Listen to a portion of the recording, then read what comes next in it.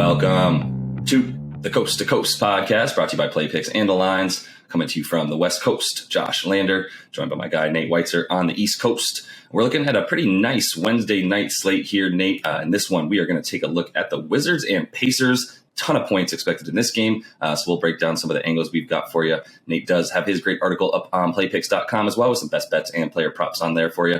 And make sure you are liked and subscribed to that page, as we got a couple other videos up for you today, including that player props video that we are still 500 on the week, looking to climb back up over that today with you guys. And as always, if you do still need a FanDuel or a DraftKings account, head to ftpicks.com or dkpicks.com and find those listings in your area, such as what we've got for tonight. Nate, let's get into it. Yeah, the Wizards were -1, now down to +1 in this game we're talking about here. Washington at Indiana. The total just got a nice dip here from 226 to 224.5. Going back up there as we speak. So I would hit it definitely as long as it's below 226. I might hit that early because, as we're going to talk about, Indiana has been pretty much a lock for overs lately. 10 other games on the slate, though. This is our last full night before the All-Star break, although the NBA is doing a few more games on the Thursday before All-Star break, so we'll have full episodes for you tomorrow as well. But we have Hawks -6 at the Magic, Pistons +12.5 at those Celtics. The Nets are +4 at MSG against the Knicks, so Kyrie Irving cannot play. The Kings are +5.5 at the Bulls with a nice 232 total there.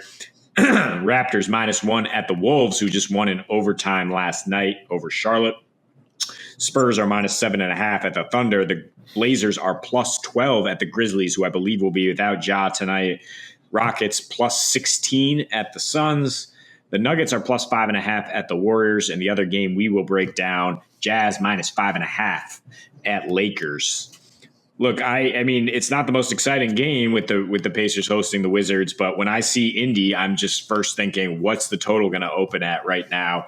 I've been looking at this for a while, really since they caught your eye with that 139-133 game against the Clippers in mid-January, and you're like, whoa, what are both of these teams doing all of a sudden? Because Indy, last year, this was how they played, and you look at their previous four meetings with Washington before this December, they beat Washington 116-110. Previous four were insane shootouts, and you even include that one. Indy's averaging 128, Washington's averaging 133. That is how the Pacers played under Nate Bjorken. Now, Rick Carlisle tried to implement a bit of a different culture in the first half of the season, but due to injuries mostly, and now a shift in personnel, he's really had to change what his team does. And they've had an incredible trend in terms of getting points and giving up points, going over in 11 of their last 12, second fastest pace in that span, dead last in defensive rating. You look at their last 6 home games, it's even more stark, where their defensive rating is 124.5.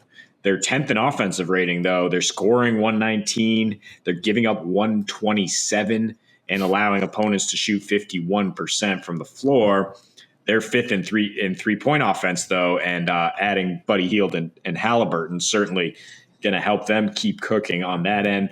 But along with no Brogdon, no Miles Turner, who've been out for weeks now for the Pacers, they're expected to be without Chris Duarte, who's a solid wing defender as a rookie here, and Isaiah Jackson, who has an individual defensive rating of 106.5, and he had been pretty solid for them filling in that Turner role.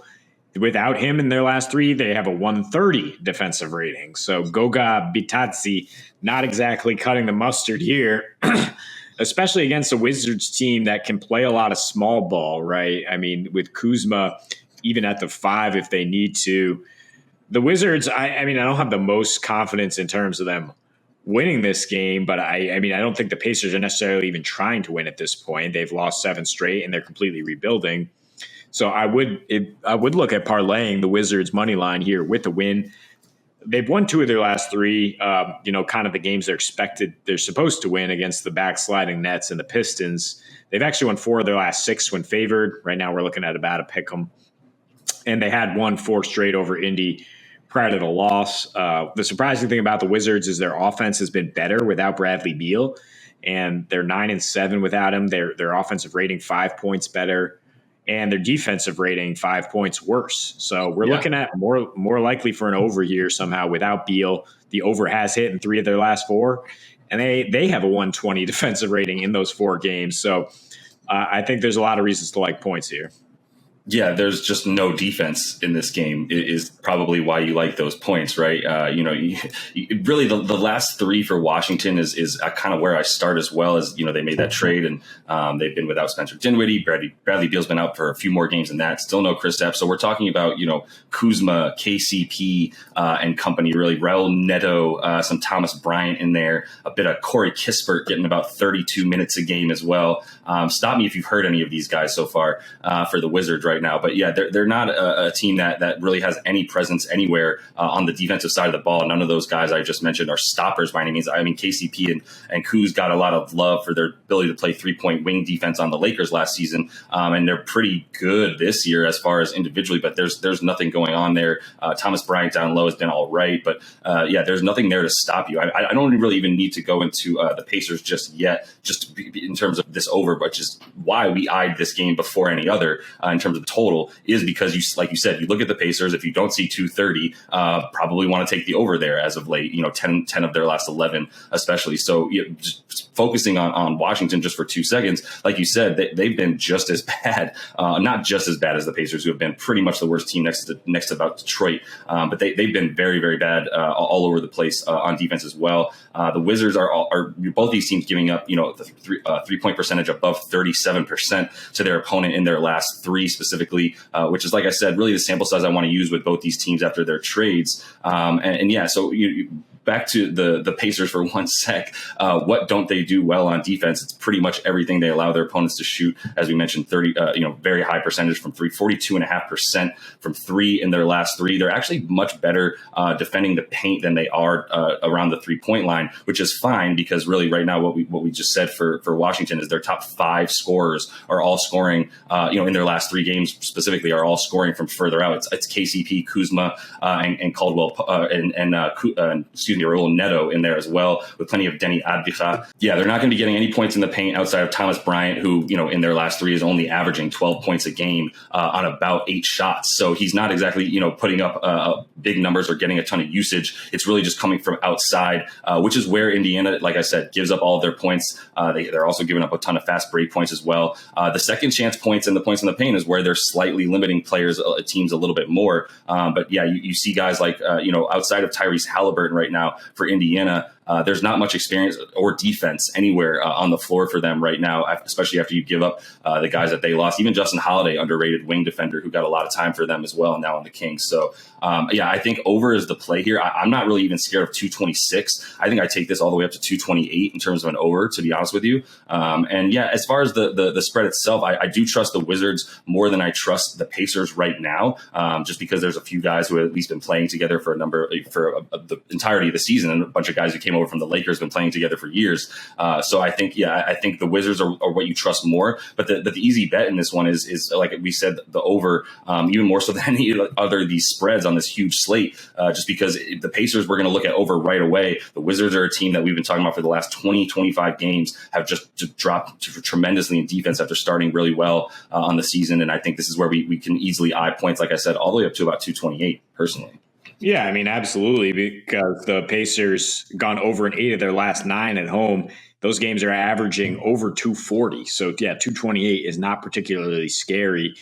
I think if you take the Wizards and the over, you're getting plus 250 on your money. I think it's worth that kind of coin flip, considering where these teams are at. Again, Pacers lost 7 straight, not really that competitive, and consistently, losing by 10, 11 points to slightly better teams. They're now 20-10 to the over at home on the season. With that stretch, the Wizards are 15-9 to the over following a win as they start to get rolling a little bit. Kristaps Porzingis not yet ready to play. So, yeah, there's not going to be much rim protection for either team if Isaiah Jackson's out for the Pacers. The Wizards, you mentioned, struggling to score down low, but they might find it in this matchup. And, that's another way to get points in a game there against the Pacers team that's allowing the 3rd most free throw attempts as well. That can kind of help get them going. it's just a situation where, I trust Indy right now to play that fast style and to go over. And I think the Wizards, they lost to the Pacers the last time out. There was a completely different starting lineup at that point. At that point, the Pacers had Turner, Sabonis, Karis LeVert, and Malcolm Brogdon starting, and Duarte for that matter. So it's just a completely different team at this point. If they lost to that team, there's no reason to believe that they can't bounce back now against what you mentioned is a team that's just getting together and really is still very shorthanded and has no chemistry.